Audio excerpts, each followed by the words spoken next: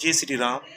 मेरा नाम अभिनंदन कुशवाहा ग्वालियर मध्य प्रदेश का मैं रहने वाला हूं और मैं मोहिनी मैना एडवोकेट चैनल का सब्सक्राइबर हूं। मैंने मैडम से आज फ्री ऑफ कॉस्ट बात की। मैंने अपने केस के बारे में बताया। मैडम ने मुझे बहुत अच्छी तरीके से समझाया कि मुझे अपने केस से किस प्रकार से बाहर निकलना है और मुझे अब झूठी पत्नियों को सज़ा दिलाना है। आप लोग भी मैडम के चैनल को सब्सक्राइब एवं लाइक कीजिए। धन्यवाद।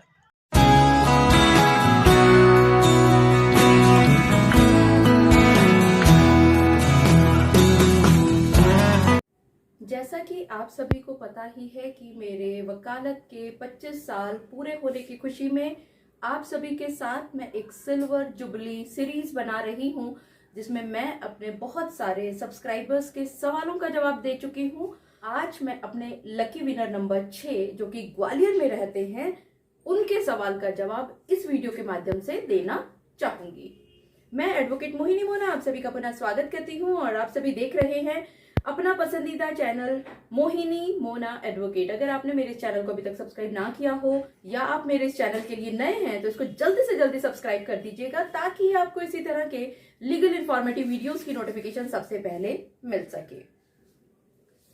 अभिनंदन जी की शादी होती है 20 जून 2021 को ही, लेकिन बहुत ही हैरानी इनको तब होती है कि जब पहले ही दिन से इनकी पत्नी बहुत ही अजीब सी हरकतें करने लगती है। ना तो वो इनके साथ कभी बैठ करके बातचीत करती है, ना खाना खाती है। मतलब रवैया उनका इस तरह का रहता है कि हर बात पर उनको रूठना ही होगा।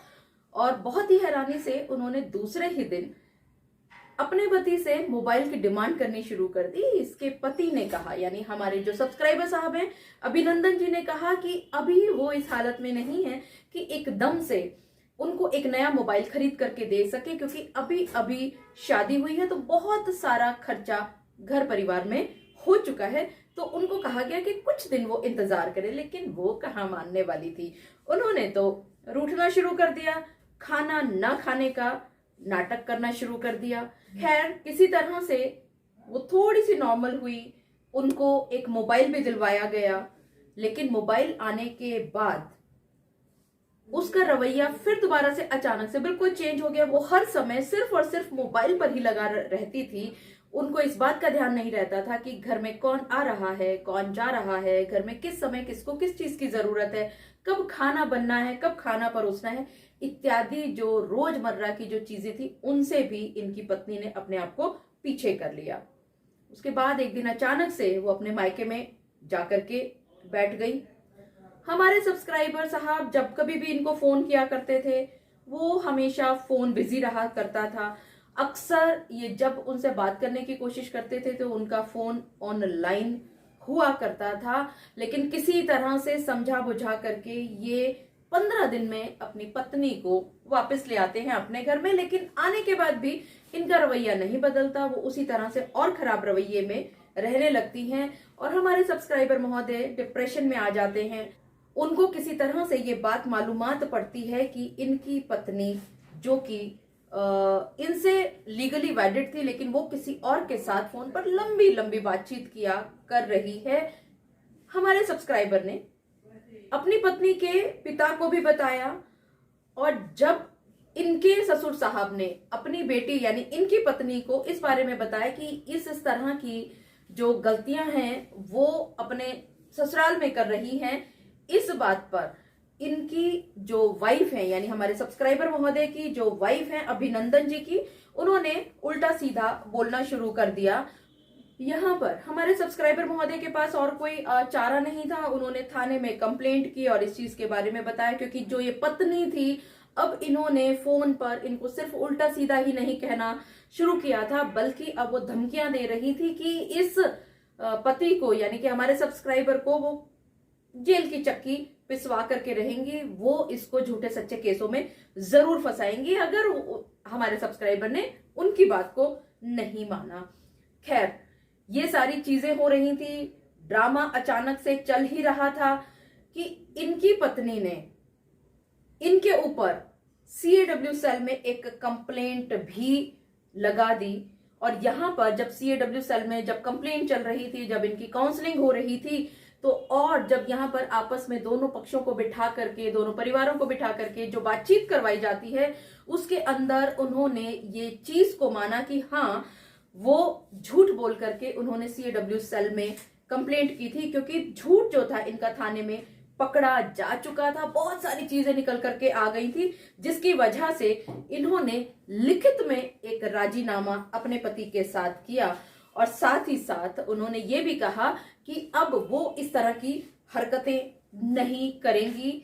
और यहाँ पर हमारे सब्सक्राइबर महोदय ने ये भी कहा कि वो बहुत सारी हमारी पुरानी वीडियोस देखते हुए उनके पास बहुत सारी रिकॉर्डिंग्स भी थी, उन्होंने वो सारी रिकॉर्डिंग्स भी CAW सेल में दिखाई, और इनकी पत्नी ने CAW सेल में इन पर बहुत गुस्सा भी किया था। खैर, माफीनामा होने के बाद ये फिर से अपने ससुराल में आ गई थी। कुछ दिन वो शांत रही, लेकिन उनका उधम मचाना खत्म नहीं हुआ।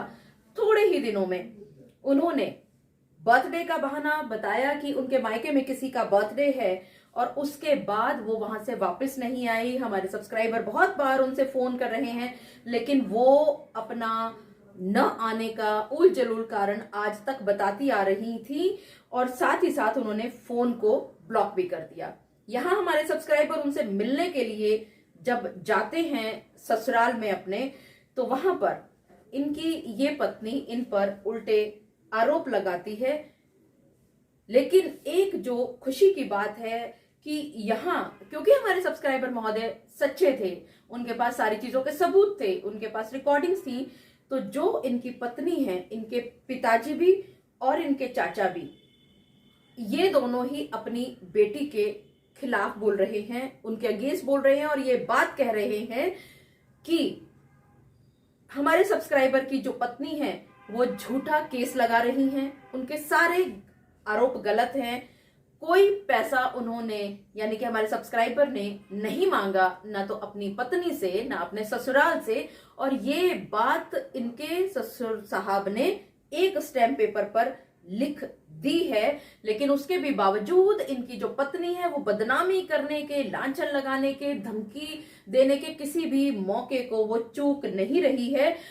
खैर, आखिरकार ये सब चीजें देखते हुए, और जब उन्होंने ये भी देखा कि इनकी पत्नी किसी तरह भी नहीं बात मान रही है, लेकिन उसके बावजूद भी हमारे सब्सक्राइबर महोदय के दिल में एक छोटा सा सॉफ्ट कॉर्नर भी था, और उन्होंने सेक्शन 9 का एक केस कोर्ट के अंदर दायर कर दिया। और आपको यहां मैं बताना चाहूंगी कि ये जो सेक्शन 9 का केस है, इनकी पत्नी ने जानबूझ करके इनके नोटिस को रिसीव नहीं किया है, और एक्स पार्टी ये केस हो चुका है जुलाई 2022 में। और वहां जो इनकी पत्नी ने जो केस किया था CAW सेल में, वो ट्रांसफर हो चुका है 498 के FIR में। और साथ ही साथ इनकी पत्नी ने घरेलू हिंसा का एक केस भी किया है। यहां पर अभिनंदन जी, जो काम आपको सबसे पहले करना है कि एक ऑर्डर, एक्स पार्टी ऑर्डर जो आपके फेवर में हो चुका है सेक्शन 9 की डिग्री का, उसका आपको फायदा उठाना है। सेक्शन 9 की डिग्री होने से पहले इस केस के बहुत सारे समन्स आपकी पत्नी के घर में पहुंचे होंगे, लेकिन उन्होंने जानबूझ करके उन किसी भी समन्स को रिसीव नहीं किया। और जो ये एक्स पार्टी का ऑर्डर आपके फेवर में हुआ है, आप ये खुश ना हो, जैसा कि आपने दिन में फोन करते हुए बताया था कि CAW सेल में आप बता रहे हैं या दूसरे और केसेस में आप कोर्ट में बता रहे हैं, लेकिन ये ऑफिशियली आपने कहीं पर भी नहीं बताया है। आपको मैं यहाँ बताना चाहूंगी कि अगर सेक्शन 9 की डिग्री आपके फेवर में आ जाती है, इसका फायदा आप सिर्फ और सिर्फ तभी उठा सकते हैं अगर आप कोर्ट को ये बता पाए कि ऑफिशियली आपने इस डिग्री का हवाला या इस डिग्री के बारे में आपने अपनी पत्नी को सारी बातें बता दी थी। आपसे दिन में बातचीत करने से पता चला मुझे कि जुलाई 2022 में हालांकि आपके फेवर में एक्स पार्टी डिग्री हुई है, लेकिन आपने उनको नहीं अभी तक इत्तला दी है। हालांकि उन्हें पता जरूर होगा, लेकिन आप कोर्ट को कैसे बताएंगे कि आपने टाइम पर काम किया है, आपने उनको इत्तला दी है। तो आप सबसे पहले एक लीगल नोटिस भेजें अपनी पत्नी को, और उस पत्नी को आप हवाला दें कि कौन सी कोर्ट में सेक्शन 9 का केस दायर हुआ था और कैसे वो एक्स पार्टी डिग्री आपको मिल चुकी है। और अब आप अपनी पत्नी को कहें कि वो आए और इस परिवार को संभालें। अगर तो इस नोटिस के बाद आपकी पत्नी आपका परिवार आकर के संभाल लेती है तो बात यहीं पर खत्म हो जाती है, आप बाकी सारी चीजें कॉम्प्रोमाइज करके खत्म कर सकते हैं। मान लेते हैं कि आपकी पत्नी इस नोटिस को मिलने के बाद भी आपके पास नहीं आती है, तो आपको इसी बिना पर तलाक भी कोर्ट में मिल सकता है। ये आपके लिए बहुत बड़ा ग्राउंड है और इसके लिए मैंने बहुत सारे वीडियोस पहले भी बनाए हैं, लेकिन यहां पर ध्यान रहे एक बात का कि जब आप ऑफिशियली सूचना दे रहे हैं, इंटीमेशन दे रहे हैं, इंफॉर्मेशन दे रहे हैं अपनी पत्नी को, तो उस बात को और जो ये तलाक का आप केस दायर करेंगे 1 साल हुआ होना जरूरी है।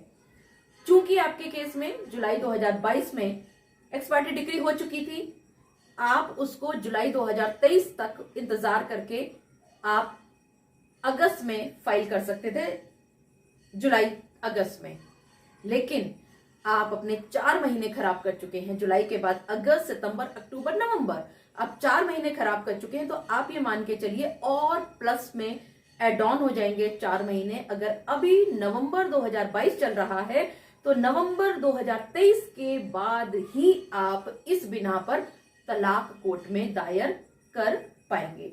ये तो है आपका पहला और फर्स्ट आपको सलाह। दूसरा, जो आपके विरुद्ध 498A की FIR कट चुकी है, उसमें आपको एंटिसिपेटरी बेल लेने की जरूरत नहीं है। आपके पास पुलिस का 41A का नोटिस आएगा और जैसे ही 41A का आपके पास नोटिस आता है, आप फौरन थाने में पहुंचे और थाने में पहुंच करके आप इन्वेस्टिगेशन ज्वाइन करें। इन्वेस्टिगेशन ज्वाइन जब आप करते हैं 41A के नोटिस के बाद, तो आपको पुलिस गिरफ्तार नहीं कर सकती है। लेकिन हाँ, अगर आप 41A के नोटिस आने के बाद भी इन्वेस्टिगेशन को ज्वाइन नहीं करते हैं, तो यहां पर पुलिस के पास ये अधिकार आ जाता है कि अब वो आपको गिरफ्तार कर सकती है। तो आपको याद रहे कि आपको एंटिसिपेटरी बेल लेने की जरूरत नहीं है। इसी तरह से अगर आपको ये लगता है कि आपकी पत्नी ने क्या क्या चीजें लगाई थी, क्या क्या सबूत लगाए थे, या कागजात आपको नहीं मिल रहे हैं, या आपके केस में चार्जशीट अभी फाइल नहीं हुई है, तो आप एक RTI भी फाइल कर सकते हैं। जैसा आपने बताया कि FIR लॉन्च हो चुकी है, तो आप उस FIR की कॉपी भी कोर्ट से निकलवा सकते हैं और आप थाने में भी RTI के माध्यम से अपने सारे ये कागजात निकाल सकते हैं। इसी के साथ साथ आपका जो डोमेस्टिक वायलेंस एक्ट का केस आपकी पत्नी ने आपके खिलाफ किया हुआ है, इसमें आप जवाब दे चुके हैं। अब आपको डिटेल्ड इनकम एफिडेविट फाइल करना है। तो अगली जो भी तारीख आपको फरवरी में मिली हुई है, आप पहले से ही आज से ही उसकी तैयारी करना शुरू कर दें। आपको ये भली भांति याद रहे कि जो भी आप डिटेल्ड इनकम एफिडेविट में लिखने जा रहे हैं, उसमें से कोई भी तथ्य, कोई भी फैक्ट, कोई भी वर्जन आपका झूठा नहीं होना चाहिए, क्योंकि ये जो आप डिटेल्ड इनकम एफिडेविट फाइल करने वाले हैं, ये एक एफिडेविट की फॉर्म में होने वाला है। और अगर एफिडेविट में आप कुछ भी गलत या झूठ लिखते हैं, तो कोर्ट तो आपके विरुद्ध कार्रवाई कर ही सकता है। जो आपकी पत्नी का वकील है, वो भी आपके विरुद्ध कार्रवाई कराने के लिए कोर्ट में दरखास्त लगा सकता है और लेने के देने आपके ऊपर पड़ जाएंगे। कहाँ तो वो आपको परेशान कर रही थी और उसकी गलतियों का फ़ायदा आप उठा सकते थे, क्योंकि डिटेल्ड एफिडेविट में अगर उसने कुछ भी लिखा है तो उसके ऊपर आप 340 CRPC के केस के साथ साथ आप कोर्ट के द्वारा कार्रवाई कराने के लिए भी कह सकते थे। लेकिन यहाँ पर अगर आपकी तरफ से कोई भी कमी रह जाती है, कोई भी गलती हो जाती है, तो आपको उसका खामियाजा भुगतना पड़ सकता है। तो आप याद रखें कि कोई भी डिटेल्ड एफिडेविट में गलती ना करें किसी भी तरह की। इसी तरह से आपने मुझे दिन में बताया कि आपकी पत्नी समाज में बदनामी कर रही है, आपके ऊपर उल्टे सीधे लांछन लगा रही है, आपको धमकी भरे फ़ोन कर रही है। तो आप यहाँ रुके नहीं, आप डरे नहीं, चुप ना बैठें, बल्कि आप अपनी इस झूठी पत्नी के विरुद्ध क्रिमिनल कंप्लेंट्स फाइल कराएं, ताकि इन बदनामियों का, इन लांछन लगाने की, इन धमकी भरे फ़ोन करने के उसको आप सज़ा दिलवा सकें। मुझे पूरा विश्वास है कि आप सभी को मेरे आज के इस वीडियो के माध्यम से ये बात भली भांति पता चल गई होगी कि अगर आपकी पत्नी आप पर कोई भी झूठे सच्चे केस करती है तो आपको चुप नहीं बैठना है, बल्कि आपको अपने दिमाग का प्रयोग करते हुए उसी के झूठ को उसी के ऊपर फेंकना है, ताकि वो अपने उस झूठ के जाल में खुद ही फंस जाए। मुझे पूरा विश्वास है कि आप सभी को मेरा आज का वीडियो भी बहुत अच्छा लगा होगा।